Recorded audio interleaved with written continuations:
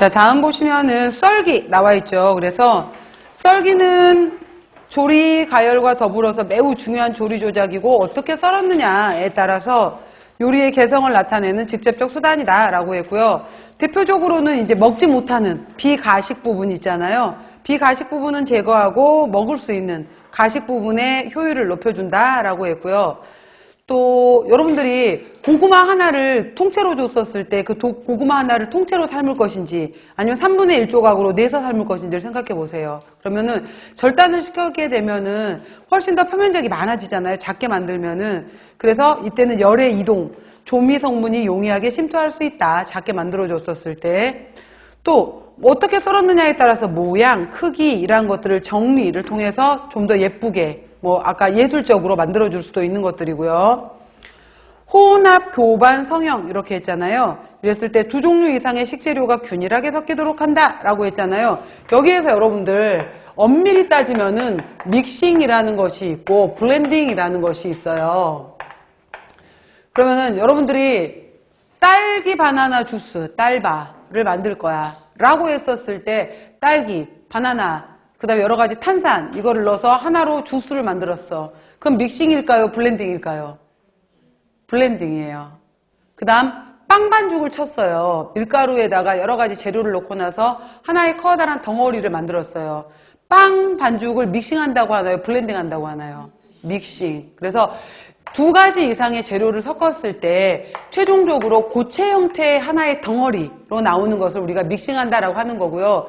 액체 형태들 있잖아요. 아까 제가 주스 종류라든지 어떤 거라든지 블렌더라는 기계를 이용해서 갈아버림으로써 액체 최종적인 형태가 액체에 가깝게 나와버리는 것을 우리가 블렌딩한다라고 표현을 할 수가 있어요. 엄밀히 따지자면 이렇게도 얘기를 하기도 하고요.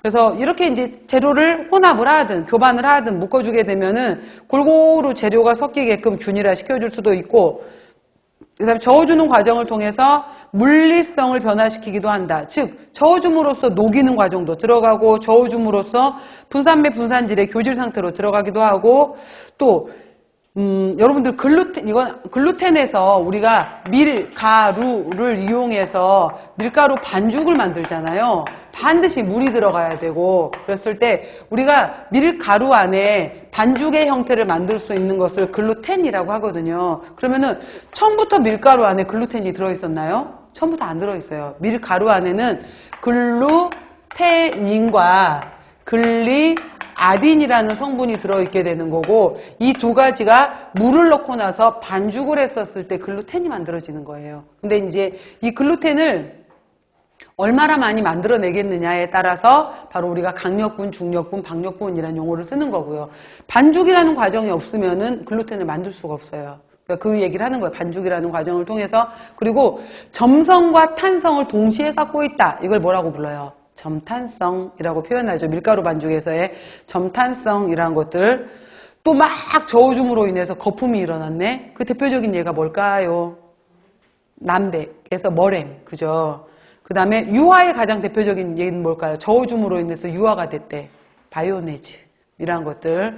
그러니까 여러 가지 힘이 작용들이 들어가는 거고요. 또 저어줌으로 인해서 맛과 색과 향기 이러한 것들이 다 골고루 섞이는 데도 있다라는 것도 있고요. 그래서 이러한 것들은 먹기가 편리하고 입속의 촉감을 좋게 하고 외관을 아름답게 해주는 데도 있다라고 했죠. 갑자기 이거 보다 보니까 그 생각이 나네. 그거 뭐였지? 요즘에 그 캐러멜 마키아토도 아니고 우유에다가 얹어 먹었던 그거 달고나 커피에서 400%는 쳐야 된다라고 하잖아요. 그렇게 되면은 그 치는 과정에서 부드러운 거품이 만들어지잖아요. 그런 것들을 얘기하는 거예요. 치는 과정을 통해서 어떠한 새로운 것들이 만들어지고 느낌이 달라지는 것들, 이러한 것들을 우리가 바로 교반이고요. 압착 여과. 별거 없어요. 그러니까 눌러서 이제 물기를 빼거나 고체를 분리하기도 한다라는 것도 있고요. 그냥 쭉 그냥 크게 보시면 돼요.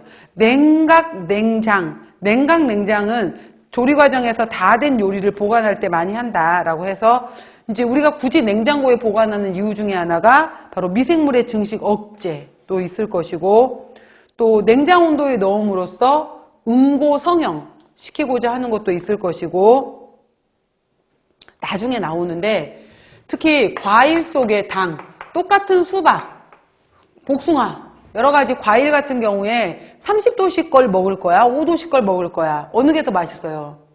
5도예요. 왜 5도? 라고 하게 되면은 과일 속에 많이 들어있는 당이다 라고 해서 과당이라고 하는 거예요. 그래서 이게 프락토즈에 해당이 되는 건데, 프락토즈의 구조에서 알파형이 있고 베타형이 있게 되는 건데, 온도가 낮아지게 되면은 베타형으로 바뀌게 돼요. 베타형으로 바뀌게 되면은 단맛이 3배 이상 높아지게 돼요. 그러니까 동일한 수박이라도 미지근할 땐 맛없어요. 이걸 냉장고에 넣어두게 되면은 그 과일 속에 들어있었던 프락토즈가 베타 형태로 바뀌면서 단맛이 확 올라오는 거예요.